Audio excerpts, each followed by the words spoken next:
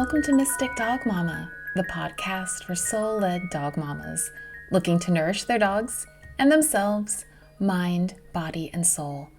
I'm your host, Dr. Alexia Meller, holistic canine nutrition and well-being consultant, here to walk beside you on your Mystic Dog Mama journey. Thank you so much for being here. I think you're really going to enjoy this episode. It's one that is simultaneously deep and practical, getting to the core of what it means to care for dogs. When most of us think about the ideal situation for dogs, we generally picture something very specific along the lines of a dog with a home, a dog with a bed, a dog with a person. But in reality, most dogs on this planet don't actually live that way. In fact, around 80% of the world's dogs are free roaming, living in streets, villages, and communities alongside people rather than inside our homes. And yet much of what we think we know about dogs, about welfare, rescue, safety, and responsible care, comes from a very particular Western lens. So what happens when we encounter dogs who live outside of that story? My guest today is Vanessa of Spicy Dogs. She is a certified canine behavior consultant based in Sri Lanka who helps adopters of village and street dogs to understand behavior through the lens of ethology, trauma awareness, and co-regulation, emphasizing building trust, not control.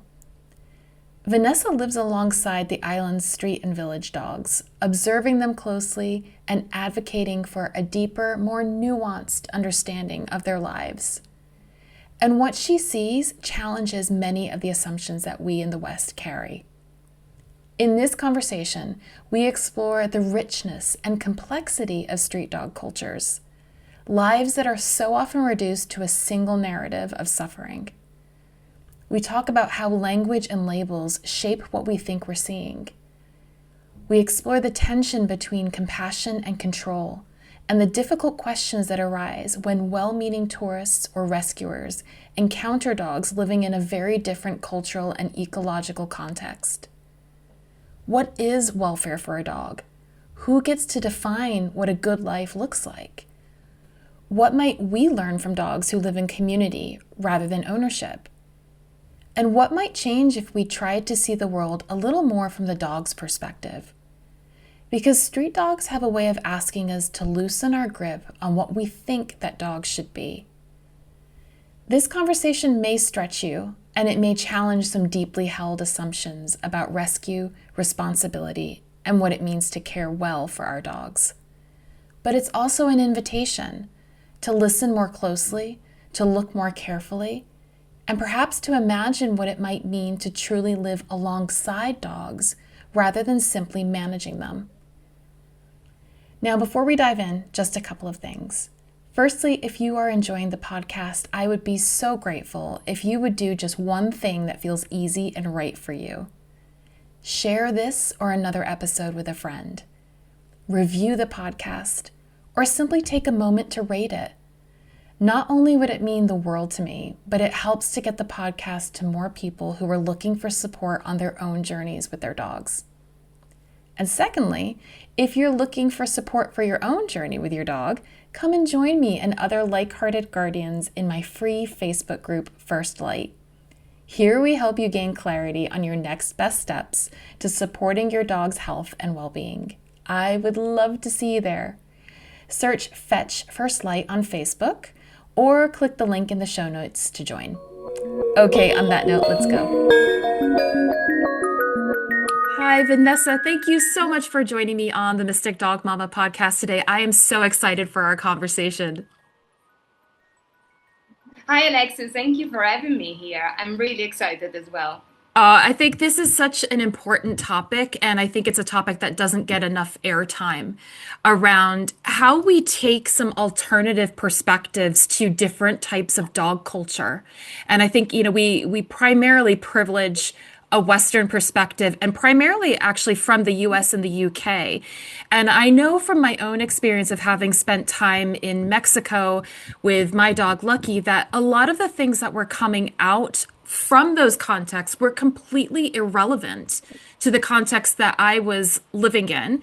And whether that be from a food perspective, that be from a behavior perspective, that just be from an understanding of the role that dogs play in a different culture. And even at that point, it started to kind of just sort of twig something in me of like, I think we need to have a more expansive understanding of dogs, different dog cultures, and how we start to understand welfare from a multitude of perspectives. So I think this is a really important and timely conversation, to be honest, to be having. Absolutely, absolutely. Everything that you said, it's we. If we think about that, 80% of the dog population is free roaming and is living in a different way as we expected in the West, especially in the UK and the USA, where there is this pet culture, and most of the dogs around the world do not live like that. So I also find it quite astonishing how we want to put our views on the rest of the world when we are only just a minority, right? And yeah, it's a conversation that doesn't get enough attention, and I'm really glad that you invited me here to talk about it because I do really think that this conversation needs to be addressed in order to help these dogs in the best way possible. Yeah, and I Yeah. think it's to help those dogs, and I think it's also to learn from those dogs as well about how we can be different with our dogs in other cultural contexts. But I think something that's really interesting about you and your work as well is that you are originally from Italy and you now live and work in Sri Lanka. So you have a perspective from both sides. And I wondered if you could kind of talk about what took you to Sri Lanka, and then how maybe your beliefs were challenged as well from coming from a European context and going there around dogs and then getting into the work that you're doing now with them? Absolutely, yeah. It puts me in a particular niche, like you said. I'm from Europe, and I came to Sri Lanka, and now Sri Lanka is my home. So I went through the entire process that a lot of people do, in a way, in an extent, when they do travel to this country.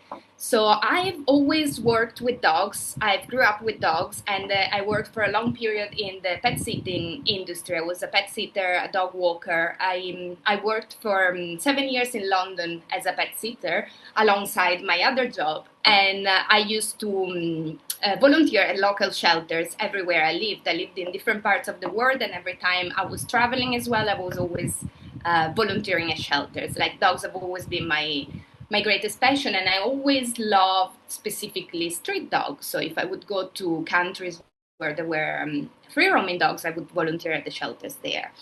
And after living for 7 years in London, when I was supposed to only do my postgraduate degree, and I found myself 7 years later there, I was like, one day I woke up and I was like, what are you doing with your life? You know, the usual midlife crisis. And I was working in office, the classic 9 to 5, Monday to Friday job, and I was living a very different life that didn't suit me. I just got lost in that life. So I decided to leave everything behind, and I went traveling. I initially went traveling to South America, and after traveling for a while, I ended up in Spain, in Barcelona, looking after someone's dog for a month. I didn't really know what to do with my life, so I was just taking, the different things that were coming my way and embracing them. So I ended up in Barcelona, which from 1 month it became 1 year, and I continued to look after people dogs there. There was apparently a lot of need, so I started being a pet sitter and a dog walker there. But at the same time, I kept looking for jobs at shelters because I love dogs, but I really wanted to help. I missed that part. So when you work with shelters, you're with dogs and you're also helping. So one day I was looking for jobs online, and I found this job opportunity for free roaming sanctuary in Sri Lanka. And I did travel to Sri Lanka a couple of years back, and I really loved the country.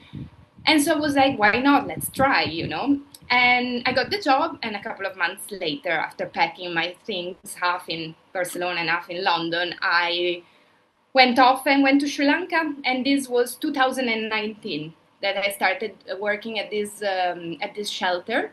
And I love the work. I love the dogs. I fell in love even more with these dogs, which are super resilient, super. They're just amazing dogs. But after a while, less than a year actually working at this sanctuary, I realized that that was not sustainable. That was not what these dogs needed, and I just really struggled to see how the dogs were feeling when they were restricted, you know.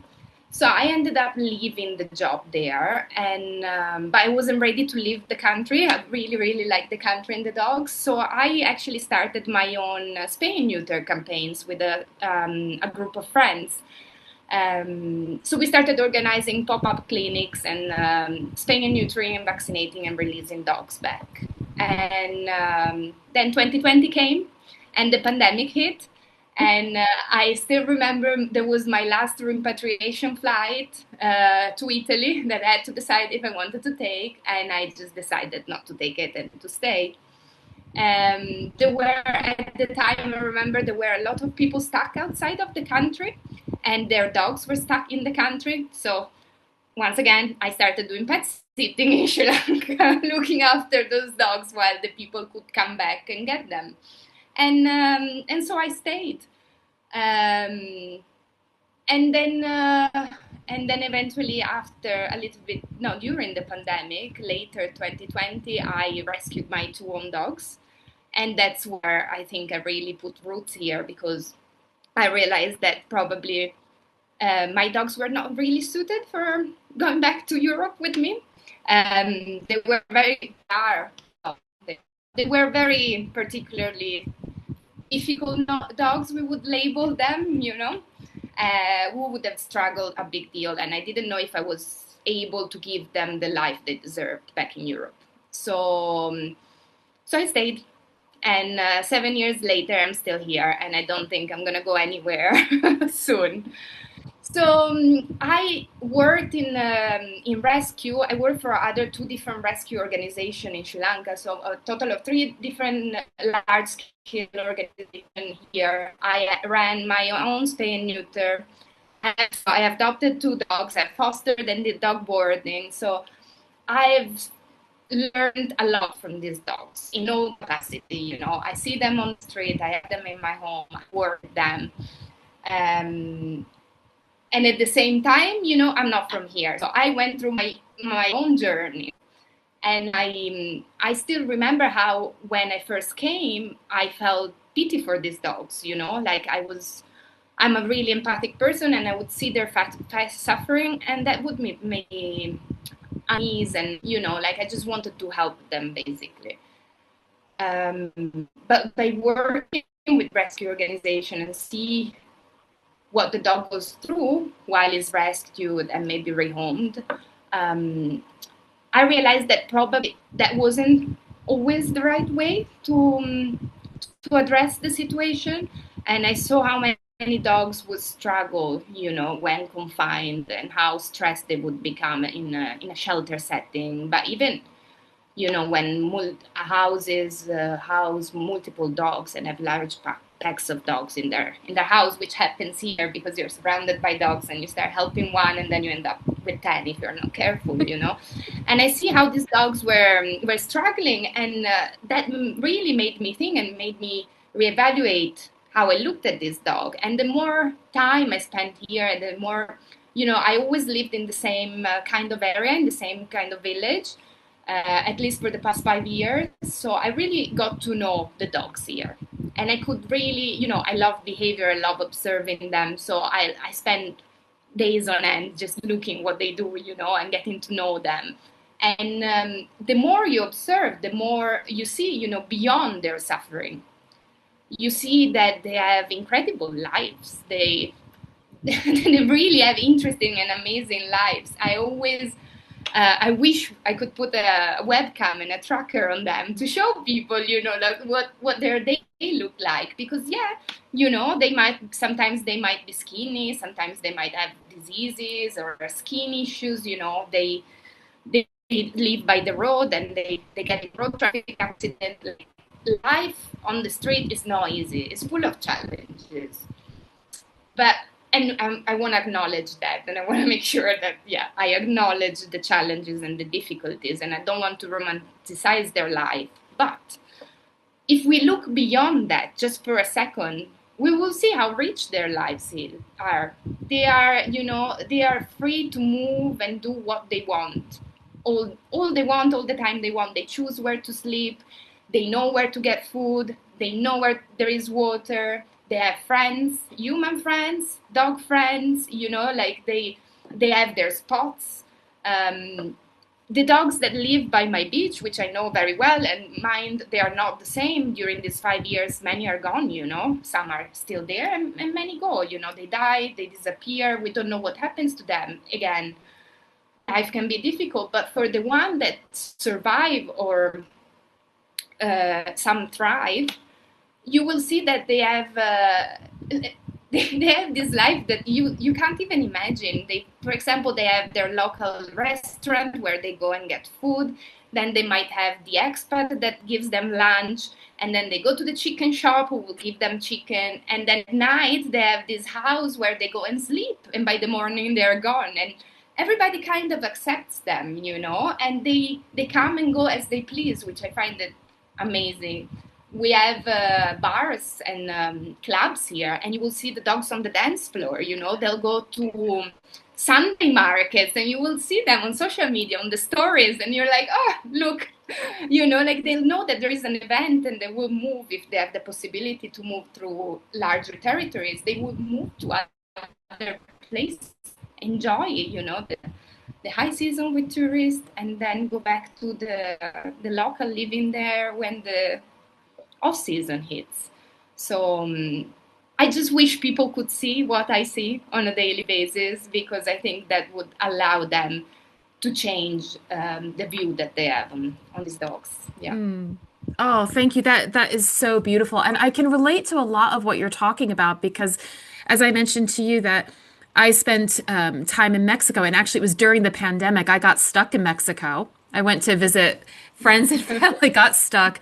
I went to see a local curandero thinking I just needed like my chakras unblocking or something. I was going through a difficult time in my own life and a point of real decision similar to you of this path that I'm on doesn't feel right and I don't quite know what I'm moving towards. And he told me to be on the lookout for dogs and cats that cross my path, particularly at that time, because they're healers for me. And 2 days later, there was a knock at my door asking if I could take this puppy, this little 12-week-old puppy. And I was like, you just can't make this up. And Yeah. through starting to raise, I mean, he's the one that changed, and you can see his little ears sticking up. They're a little lucky. He's He's the one that propelled me down this path, but it was interesting raising him in that environment where street dogs are the norm. And there were a lot of rescues where I was that were set up specifically to kind of round up dogs and ship them up to the US and Canada. And I started to have a lot of questions around that, especially as I entered into canine nutrition, actually.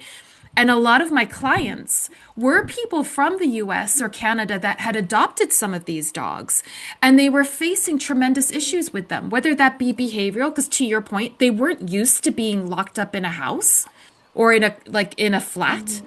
They were faced with different climates. They had microbiome disorders like crazy because they were taken into a completely different environment and they were from generations of street dogs. They weren't, so they developed in a particular way and they really struggled to cope.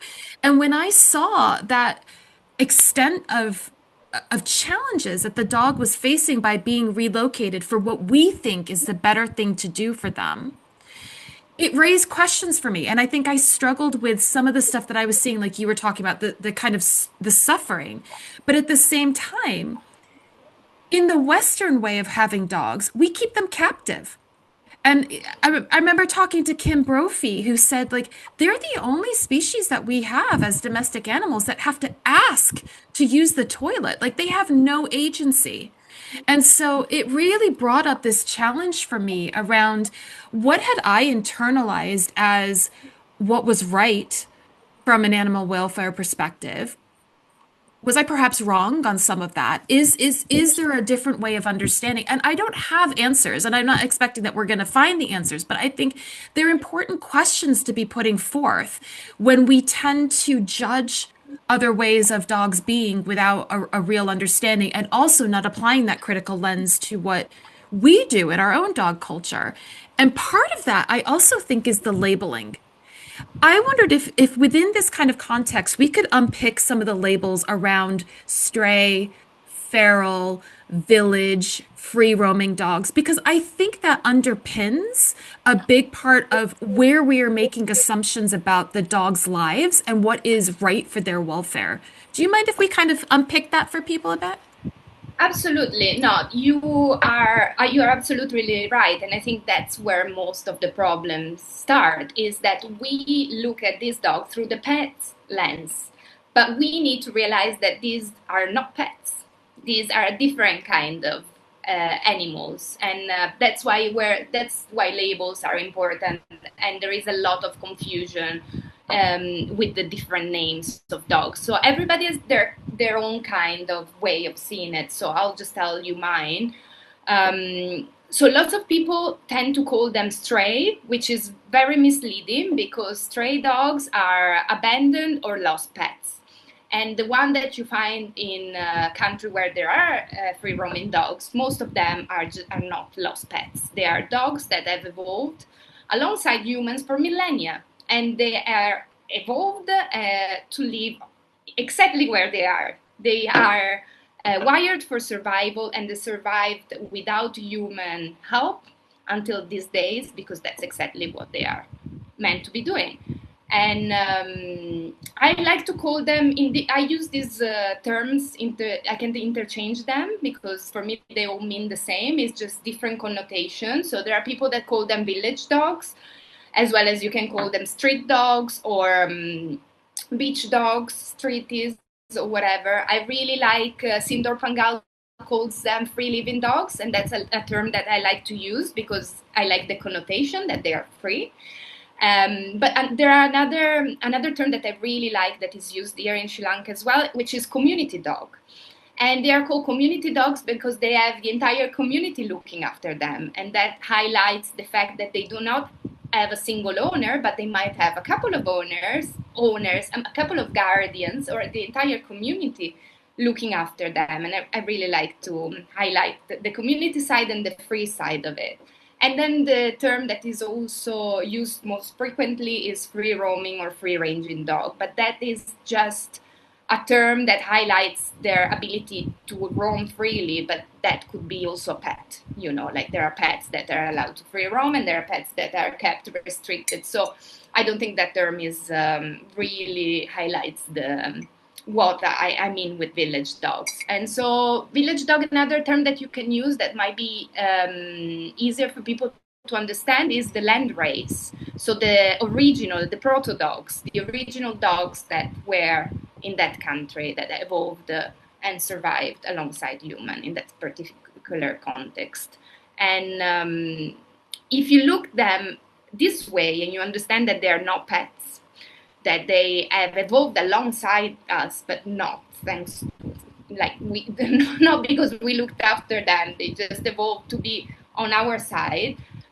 You will see them through a different lens that changes everything because they're not lost and they're not in need. They are just there, and they're actually amazing adaptable beings that have survived there, and that they have that nature selected exactly to be there. And I find that amazing. Once you see it through that lens, you see that that's where they should be. That's where they belong. They belong where they are, and they shouldn't be removed.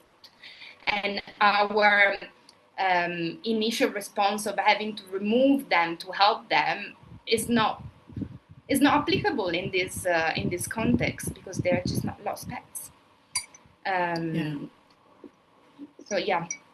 Well, I think that concept of removal is a really it's a charged one right now, especially with, say, the context of India doing the kind of mass removals of the streeties. And then again, you have it, like I was saying, in the kind of Mexican context that I experienced of this idea of rescuing and kind of being a savior for these animals and removing them. And I wonder too, because as we're thinking about these dogs as being indigenous in a sense to those places, right? They have evolved, they have their own culture, they are part of the ecology.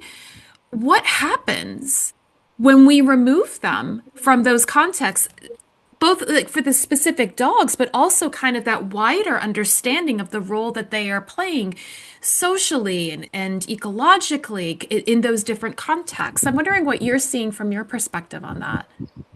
So I see it a lot because I work with people that have adopted these dogs, and both that are living here and that are living in other contexts in around the world. So I always try to make people understand what the dog goes through during this process, because obviously we do it with well intention. We are moved by compassion and wanting to help these dogs. So we don't see the dog perspective of the entire situation. So a dog that is removed, all of a sudden, a dog is removed from everything that he has ever known, is removed from his social group, is removed from everything that he's familiar with, his territory, everything that he has ever known. And what dogs know is what makes them feel safe. So they are removed from everything that is safe, and they're thrown into this new context, which is completely different, and they don't understand. And in some cases, during the process, there is also a flight. So they're thrown into a box, into the cargo of a plane, on a plane for hours, and then they come to this place, and many of them, maybe they don't even know the adopter, depending on the situation, right? So all of a sudden, they're in this new context with this person they don't know, that they don't even they don't trust. They have no idea. They have no reference point of safety in this new context. And then all of a sudden, we expect them to be grateful and to fit right in, to get on with life and become the pet that we expected. Because look, we just saved your life. You have two sure meals, you have this comfy bed, and all these toys that I bought you play the part, and and these dogs are just struggling because nothing makes sense. Nothing makes sense for them. All of a sudden, they don't have their autonomy anymore. They don't have their freedom. They cannot make choices.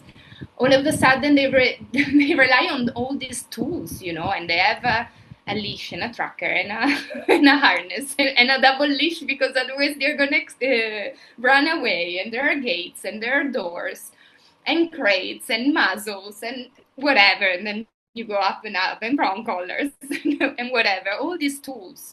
Or on the other side, they are medicated because they're not coping with the new life, and I don't know, I feel that sometimes we forget to look things from the dog's perspective, looking for how traumatic this entire journey has been for the dog, and we forget to allow some time for the dog to adapt and recover. Because I'm not against adoption at all. These dogs are amazing, and people that adopt them are very, very lucky. Um, but they are different, and we need to be prepared for that, and we need to be prepared to honor that difference. They are just not your usual pet, and you can't have the same expectations. Actually, adopting this dog becomes a journey for people as well, because we have all this expectation, all these lived experiences and memories of what dogs should be. You remember your Labrador puppy when you were growing up, that you could do everything with, and your poodle that you would put in a bag and take everywhere with you. And like we expect, oh, I'm gonna adopt this dog, it's gonna stay with, I don't know, with my kids, I'm gonna take him to the restaurant, and we're gonna have adventures, and life is gonna be beautiful. And then all of a sudden you are presented with this dog that is not what you expected, right? And it takes a long grieving process to accept that, and I see it a lot with adopters. And I went through it myself. Um, they push you to let go of the idea of what a dog should be. You mentioned Tim Brophy before, the good life of the good dog. And they challenge that, and you need to be prepared. And I think that's really important, that people are not prepared for that. People don't understand these dogs, and that's when adoption failed, and then these dogs end up in our system, the system that we are trying to recreate, and that is failing dogs, right? So all of a sudden, we don't want that dog anymore because he's reactive and anxious, and I can't take it to the restaurant, and I can't take it anywhere, and I can't have guests at home. And you're like, oh, I can't deal with this. No one prepared me for this. And so you put it into a shelter, and then it's not adoptable. And what happens to that dog? They probably get euthanized because they have behavioral problems. So I feel like we go to other countries with our own beliefs and our own systems, and we quickly forget that our systems are not working. We are failing our dogs, right? But it's easy to forget because those dogs are locked up in shelters, away from sight, away from our minds. So you need to actively go to shelter to see their suffering and remember it. Whereas because it's behind closed door, you kind of forget and you get on with your life. But then you go on a holiday and you go to this country where dogs are allowed to be, and suffering is there, is in front of you. You can't escape it. All of a sudden, you are remembered constantly, everywhere where you look, that suffering exists, and we can't deal with that. So we get shocked, and we want to act, right? It's like an impulse. It's like, oh my god, oh my god, oh my god, they're suffering. I need to help them, and we forget to look at context, and we just bring on our own context and ideas because that's all we know. It all comes from a place of love. It doesn't come from a bad intention, but still we're bringing our system that are not working for our dogs in other contexts, and that's not the right way to go. Oh, I 100% agree with that. And I think as well, the systems that are failing us in our own context, they're not just the shelter systems. Absolutely, that is a massive issue. But I think as well, when we see the rise of behavioral issues, we see the rise of various health challenges as a result of feeding them foods that aren't species appropriate, for example. Like we are failing them on every single level, even when they're sat on our couches. So I think it begs the question as well, what do you think is really welfare for dogs now? And how do we actually perhaps learn from the street dog culture, the free living, free roaming community dog culture? Like, is there an opportunity for us in the West to actually witness what's going on there to inform how we might better support dogs in the Western context? And conversely, what can we offer from the Western context that might be working to better support an understanding of welfare for dogs in other kind of community-based contexts?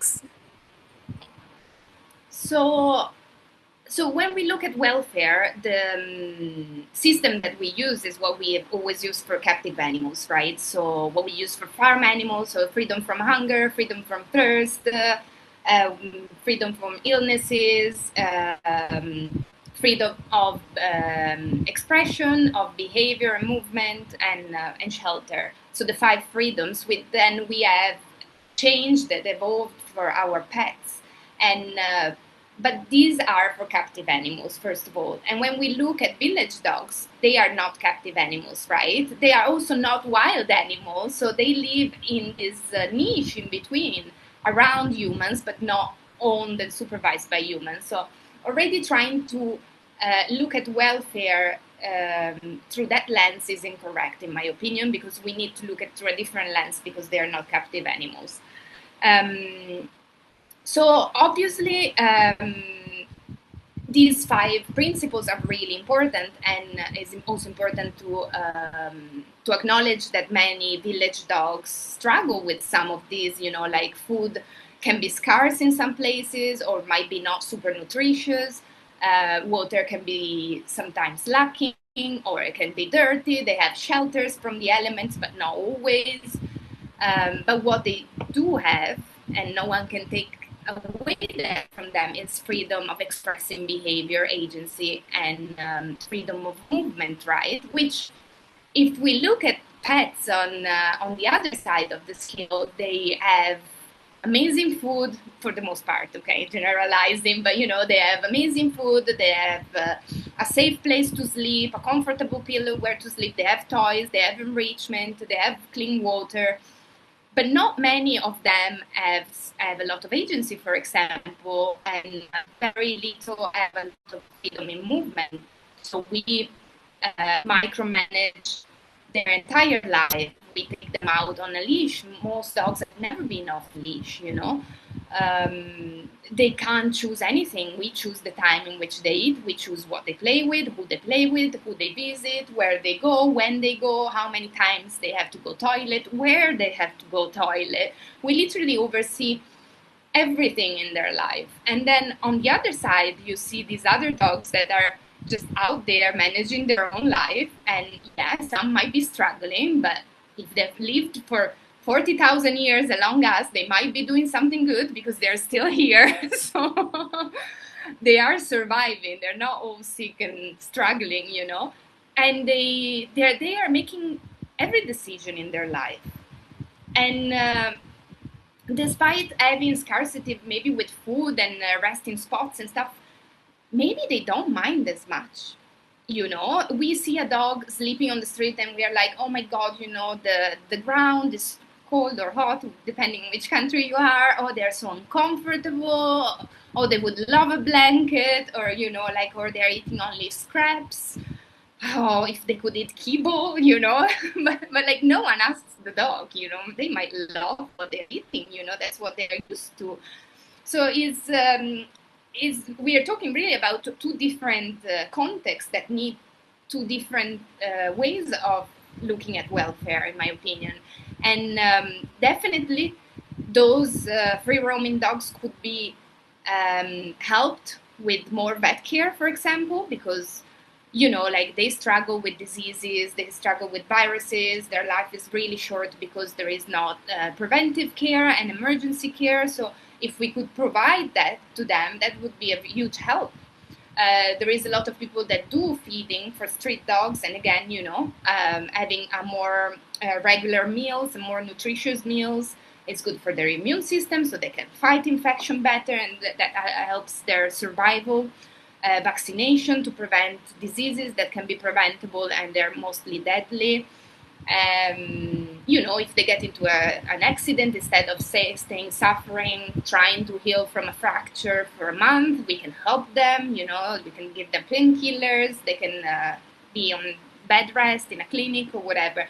So there are ways in which we can improve their lives, but if we look at the context of behavior, there is nothing we can do, right? They are living their best life in their own terms. And when you look at these dogs, you don't see behavior problems, quotes in quotes, because they aren't existent. Behavior problems don't exist in nature. They are just behaviors, right? Behaviors are the expression of what's going within the dog, so of their emotion, of the situation. So you can find, obviously, what we would label as reactive dogs or anxious dogs, but for other reasons. They might be protecting their territory, or they might just be genetically more unsure and more anxious, or what we label as feral. And but other than that, when you look at these dogs, they are just chilling. They spend most of their time relaxing and just looking for opportunities to find food, to find connection, and just looking at their resources. Whereas when we go back to the other countries, we look at these pets that have everything that they are supposed to be having, and they are just struggling to be alive. with all these sort of problems that are labeled as behavior problems, but are just misunderstood dogs in situations that are not meant for dogs, and these dogs just cannot cope. And I think what we can learn, and what I've learned a lot, and I try to show that to my clients, is that we should trust the dog a little bit more, especially if you have adopted a village dog. I keep saying to people, he has survived until now without you, you can give a little trust that he's going to be able to do things on his own, And that's true for village dog 100%, but that's also true for our pet dogs. Sometimes we think we know better, and I'm like, who knows better to be a dog than a dog? Why do we feel like that we know better? Why do we feel like we have to micromanage every single situation? Who they meet, how they meet, why they meet other dogs and people. We just don't give them the possibility to express themselves. We force them into situations that they're screaming at us with their behavior that they don't want to be, and we just don't listen. So I really think that's where we can learn from other dogs and other cultures, just to step back a little bit and let dogs be dogs and stop trying to fix everything and micromanage everything. Trust them a little bit more to, to be dogs and navigate the world. Because if we don't let them navigate the world, they will never learn and they will never adapt. And the beautiful things about dogs are that they're very adaptable. They're resilient by nature, but we take that away from them and we don't even give them the opportunity to do so. So, so I think that's the biggest lesson that we can take from dogs that are allowed to be dogs, and what we can take from pets. Like if we look at the 5 freedom, we should give the 3 to street dogs, freedom from hunger, thirst, and illnesses, and give the other 2 to pet dogs, freedom of behavior and freedom of movement.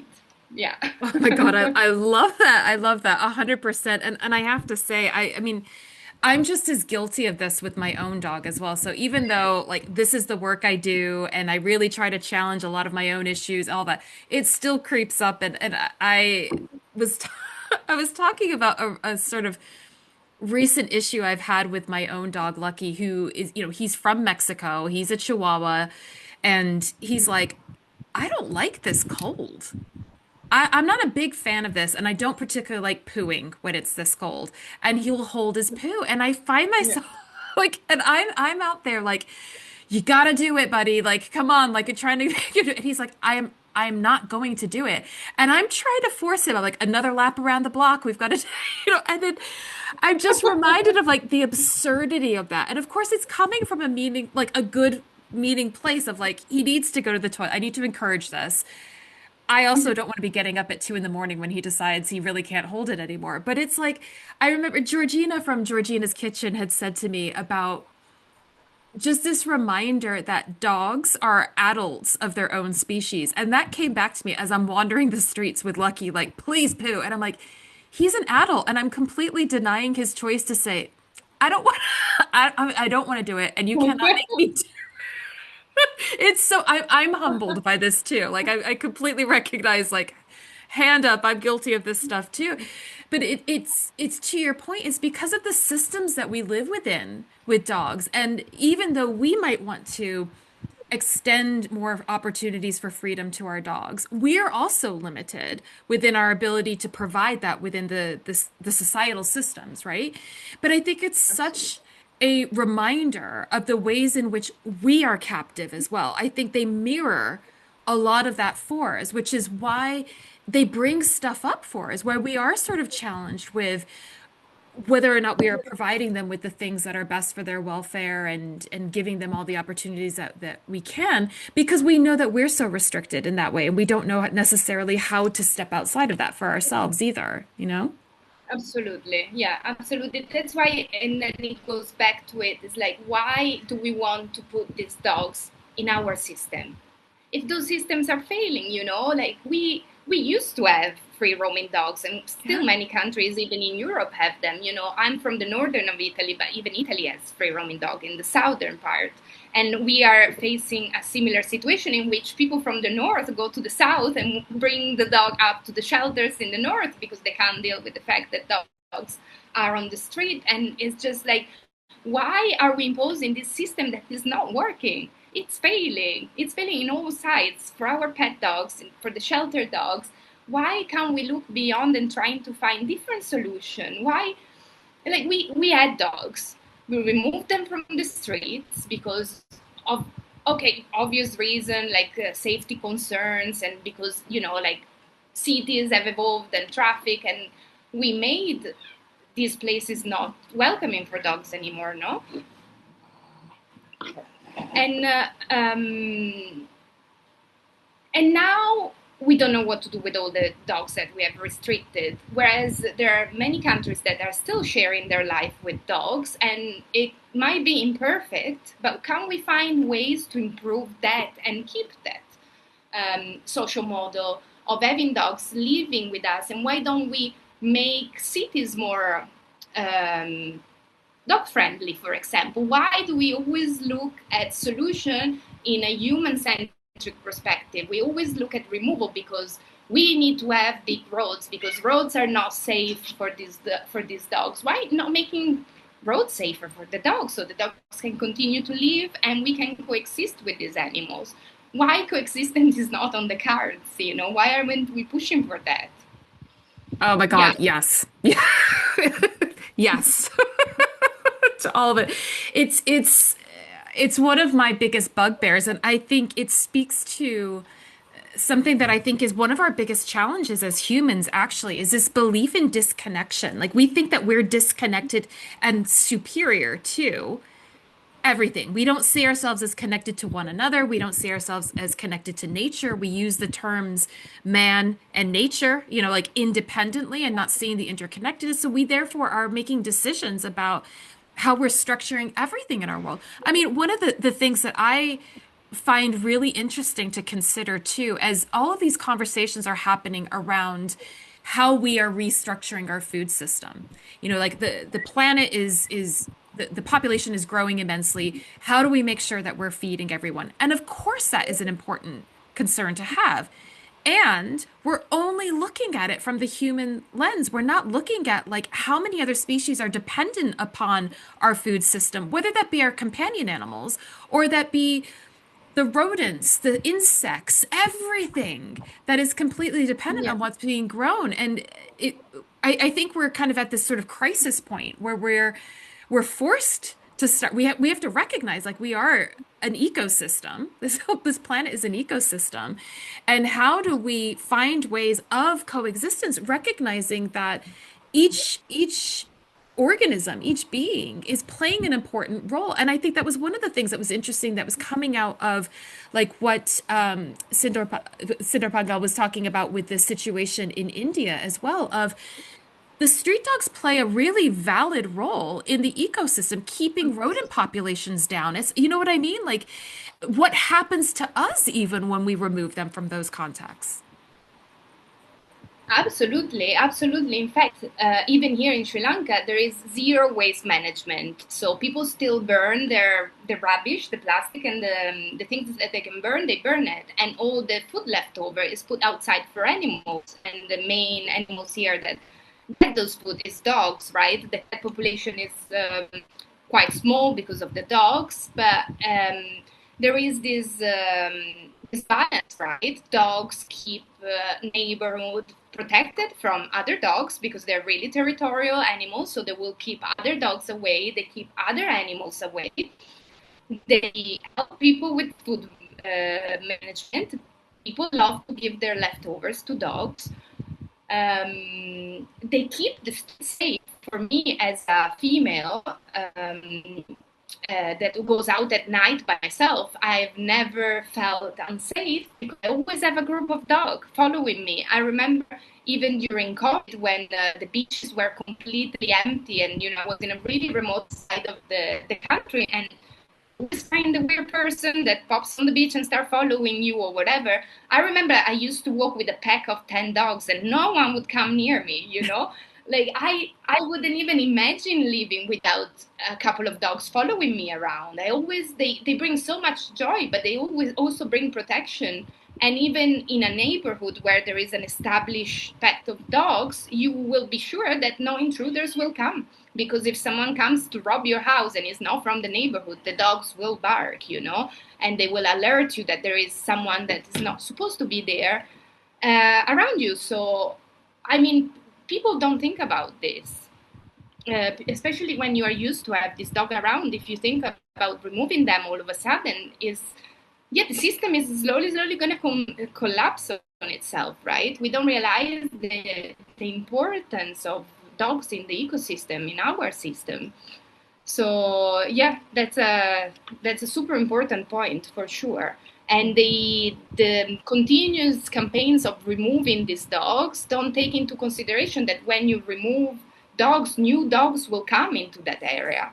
And especially in countries like Sri Lanka and India that are still where there is still rabies, that's very important because you need the herd immunity. So if you keep a healthy population of dogs that are all vaccinated and sterilized, you can manage the population and manage the diseases and everything. They can have a better welfare and they will block other dogs to come into the area and to bring other diseases and problems. So once you remove them, other will come. It's called the vacuum effect.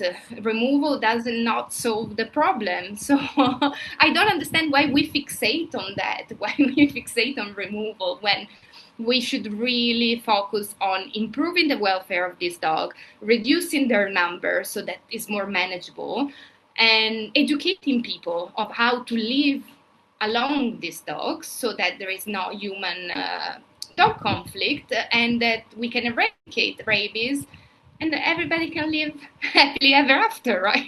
It's that hard. Sign me up. Sign me up. No, I agree wholeheartedly. I think yeah, it kind of reminds me of the Western allopathic approach to health, even. Like we focus on just get rid of the symptom instead of looking at what has gone on in the body that has allowed for this imbalance and how do you treat that imbalance so that everything can kind of coexist. But we have this like the antibacterial mentality because it's the same thing, right? Like we're just going to bomb the body with like antibacterial stuff like soaps, everything. And it's like nature abhors a vacuum. Guess what? You're making room for all the pathogens to come and take root. It's like, but we just don't seem to learn from that. It's just crazy. But I wondered as well, like along those lines, so you talk about educating people. What do you think is the most important thing to educate people about in terms of cohabitation with these dogs? Do you have a I sense of what would be most helpful? Yeah, for sure, because I see what's the biggest problem, especially in countries where there is rabies, obviously. But the biggest problem where conflict arises is fear. People are scared.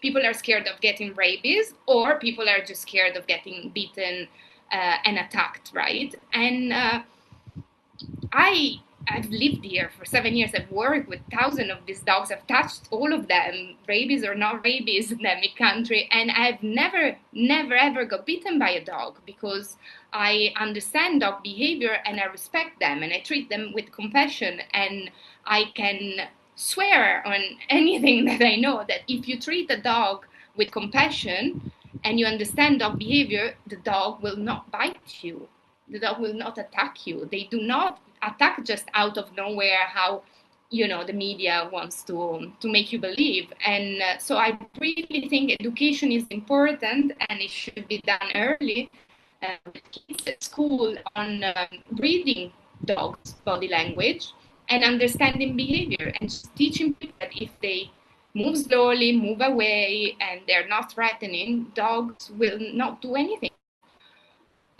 So I think that's the most important thing. It's just understanding behavior so that we can overcome fear.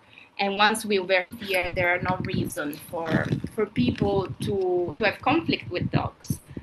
Um, And in a rabic endemic country, we should also educate more about rabies, because there is also this general idea that you just get rabies by touching a dog, or because a dog has been in your garden or whatever, which is not the case, and that creates even more fear. And when there is fear, people behave erratically, and when they behave erratically, dogs react because they feel threatened, and so it's a vicious circle, right? So if we could just educate people, then people, education, knowledge is key to make people less scared. And when people are not scared, they behave in a different way. And they will also see, how what the dogs are trying to communicate and how they're struggling. And that will help see dogs with more compassion and empathy if they don't have it.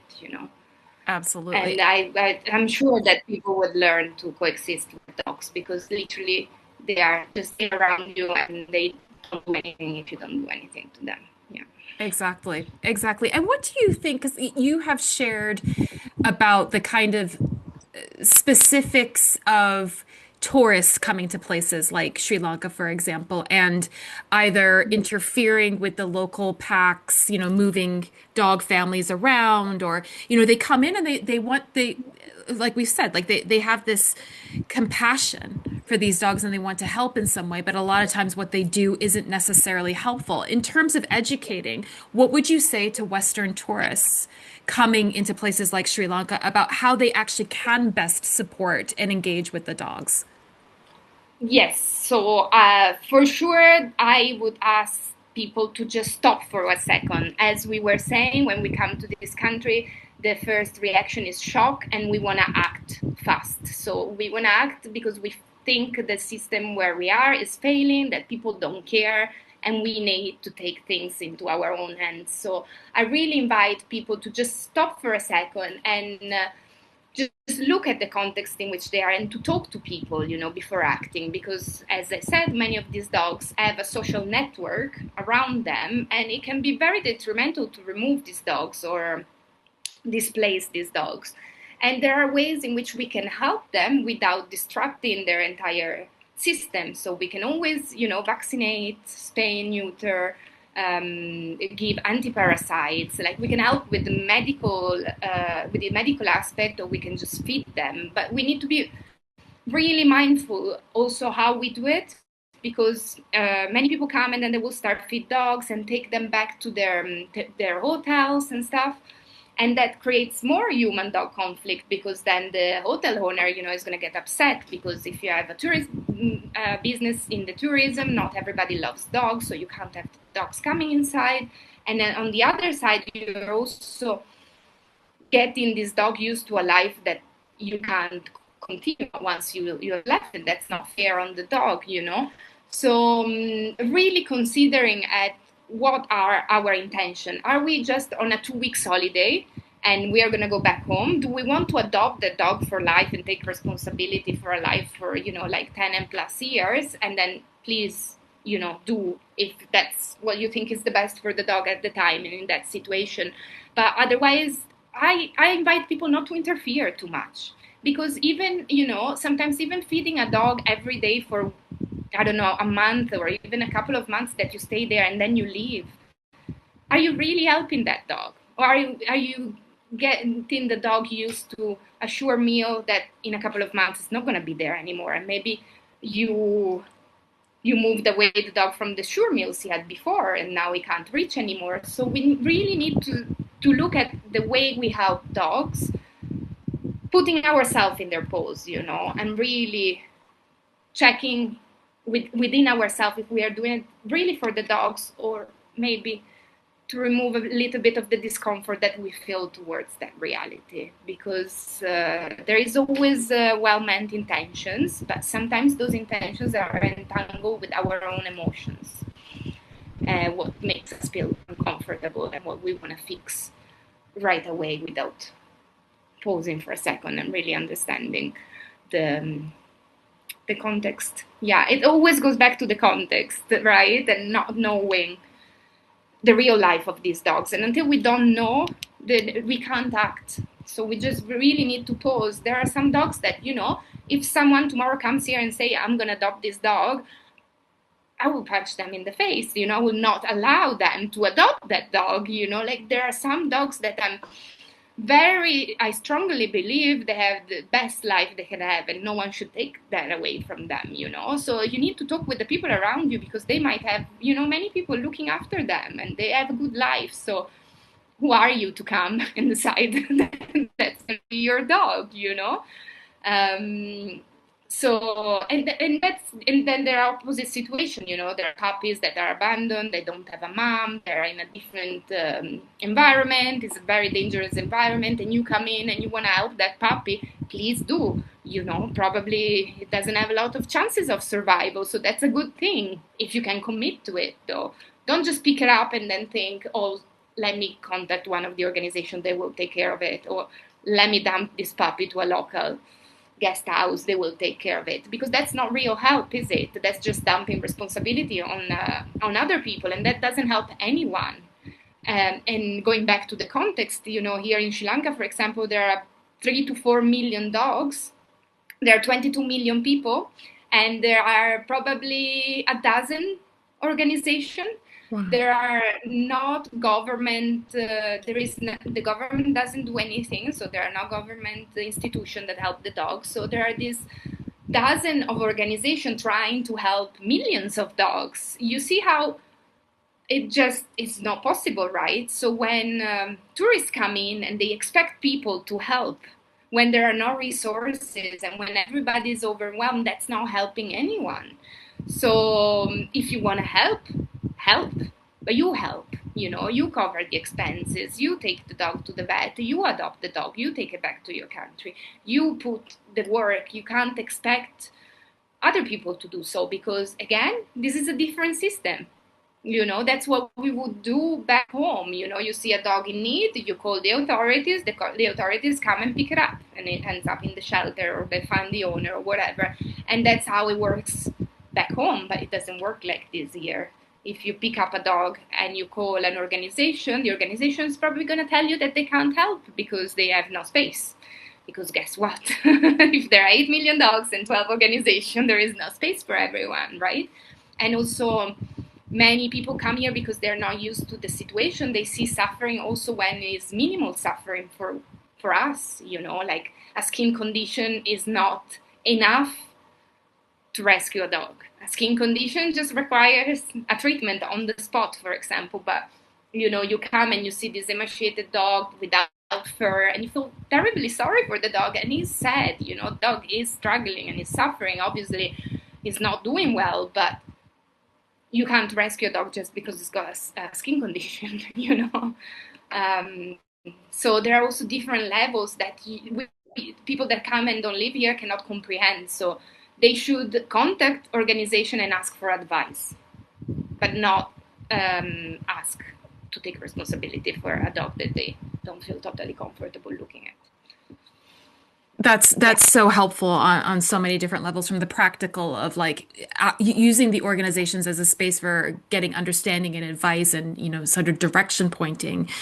But yeah, I think you're absolutely right. Like asking those questions, like, are we doing this because it's uncomfortable for us?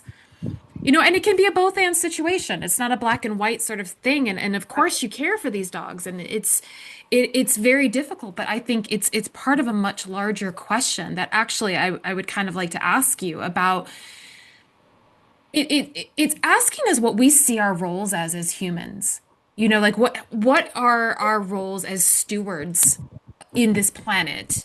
And again, how do we step out of our own kind of anthropocentric perspectives in order to consider other animals? And I wonder if there is something specific that you feel. I mean, you've talked about some elements of this, but I wonder if there's like something specific that you feel that working with these kinds of dogs has actually taught us, or taught you specifically, about what it means to be human and what our roles are now. What are we being asked to step into, to become, to do? I wonder if you have any reflections on that. Well, that's a great question. What I came to realize through my work, but also through my personal journey, is that we are highly emotional beings. And too emotional at times, and we put all these responsibilities on these dogs that are just from a different species, and we love them so much, but we expect so much from them, like the dog is that little thing that doesn't talk and follow you around and loves you unconditionally, and we all need that. We all have our own issues and our own traumas, um, and we seek that from dogs. Sometimes a little bit too much, when we should realize that we need to put the work on us. We need to heal us so we can help and support our dogs. And that's been my biggest realization, because all the work I do, which is on nervous system regulation, is like, if you are not regulated, you can't help your dog to regulate, right? And so we try to live life and to protect them and to give them a good life when we are riddled with our own anxiety. Oh my God, if I put him off leash, he's gonna run away. Oh my God, he's gonna fight with this dog. And we just worry so much. And the human nature is that we seek safety through control. So we want to control things because that makes us feel safe. But what I've learned from dogs is agency makes them feel safe. Being in control makes them feel safe. And the same for us. So why are we applying different metrics to dogs when we are just mammals as they are, and we have the same nervous system as they are? Why we continue to want to fix them and control them and protect them, when we should just let them be and work on ourselves, maybe? Yeah. Yeah. Excellent point. Very good. Very good point. I agree. And they can be supports in that journey. I mean, I talk about where the curandero told me that, Lucky showing up, that he would be a healer for me. And my my very misguided understanding at the time of what that would look like was like, oh, a beautiful little puppy coming in my life and like rainbows and unicorns. And the reality is he triggered some serious shit. Like, and that's where the healing starts, right? But to your point, it's on me Absolutely. to do it. I mean, I totally understand it, because I had the same situation with my dog Bambi. She's the one that pushed me into this world, and she's the one that pushed me to do everything that I'm doing for myself now, because there is just no faking with dogs. If you're not regulated, you can pretend as much as you want to be cool like a cucumber. They are not going to believe you because they feel you. So you need to get over your own anxiety, your own insecurities, to be that safe person that can help them, right? So I had to become that person. I had to let go of all my ideas and all my worries to allow my dogs to be the dogs that it is now. So definitely they push you on a healing journey, because there is no way around it. Like, there is no fooling them. Absolutely. I love it. Oh my goodness. Vanessa, we've talked about a lot of different things today. I'm so grateful for this. Is there anything we've not touched upon that you want to make sure we leave listeners with? No, I think we covered a lot. I like to talk a lot about these topics, and I hope the message came across in a good way. I know that people do what they do from compassion, and people want to do good things and help dogs. And so I hope that with my perspective, they can do it in a slightly different way that is more beneficial for everyone. And that's about it. No, I think we covered everything. Yeah. Good. Thank you for that. And if people want to learn more, if they want to work with you, or if they just want to reach out to you and have a conversation, are you open to that? And if so, where should Absolutely. they go? Oh, wonderful. They can find me on my Instagram or on Facebook at Spicy Dogs Behavior, and I share a lot of insight. I share a lot of my thoughts, and I'm always trying to, yeah, ask the bigger question and bring uncomfortable conversations. So definitely, yeah, my social media. I've also recently started writing article on Substack, but it's just the beginning. So yeah, they can find me there also. Always Spicy Dogs Behavior. Wonderful. And I will leave those links in the show notes. Vanessa, Yes. thank you so much for today. I am so grateful for just your time, your energy, with your wisdom. This is really insightful and an important conversation to have. So thank you. Thank you so much for having me. I really enjoyed it. And thank you for bringing up this important conversation. I'm really grateful to you and your podcast. Thank you. Thank you so much for joining me for my conversation with Vanessa of Spicy Dogs. What were some of your biggest takeaways? Leave me a comment, DM me on Instagram at Mystic Dog Mama, or reach out to me on my website, mysticdogmama.com, and let me know. And if you would like to learn more about Vanessa and her work, reach out to her on Instagram at Spicy Dogs Behaviour, and that's behavior spelled with a U. I've left the link in the show notes. And if you'd like to learn more about how you can use fresh food, energetics, targeted care, curiosity, and holistic approaches to help your dog live their best life, then come and join my free Facebook group, Fetch First Light. I've left the link in the show notes. Finally, if this episode helped you, please consider sharing it with a friend and subscribing. Okay, until next time.